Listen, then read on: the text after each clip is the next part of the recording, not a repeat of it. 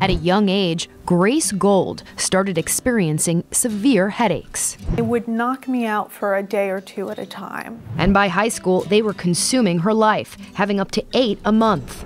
It was just so difficult because of the unpredictability, consuming my thoughts all the time, and I'd feel so helpless when I got one. At age 14, she finally received a diagnosis. These weren't just headaches, they were severe migraines. So a migraine is a neurological condition whereby people experience a severe headache, but it's not a headache alone. It's a headache accompanied by other symptoms.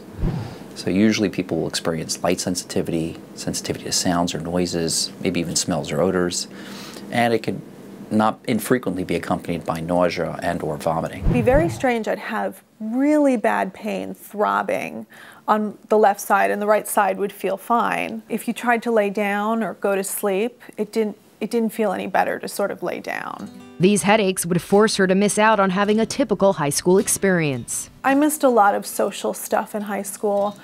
Virtually everything from the prom to when we had our class ring ceremony. I had a splitting migraine, and that's kind of what I remember from those days. Gradually, the prescription medication she was taking stopped working, and by college, she was suffering from 15 migraines a month, pretty much every other day of her life. The headaches were just coming on faster and worse, and that's also why the medication was not working as well, because you really sort of need to catch them when they're not as bad to be able to reverse them. By age 25, she was a total prisoner, experiencing 72-hour migraines, 3 days long. Grace says she hit a wall. My mid-20s, basically the migraines were just running my life. I was just getting through work. I was just going home, sleeping, and getting through the next day and trying to function as best as I could. There was no quality of life whatsoever. And I was really at the end of my rope at this point and ready to try anything. A tip from a friend changed her life. Grace started seeing a new team of doctors at Montefiore Headache Center in New York City.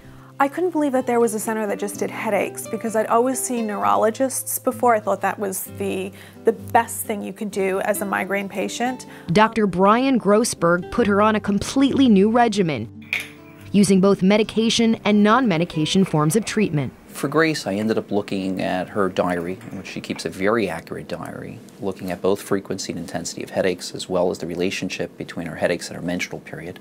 Other triggers, like certain food triggers, how much sleep she's getting, whether the sleep is delayed, or if she gets too little sleep. Travel, since travel may be a triggering factor, and it is for her as well. And if she's not getting enough water.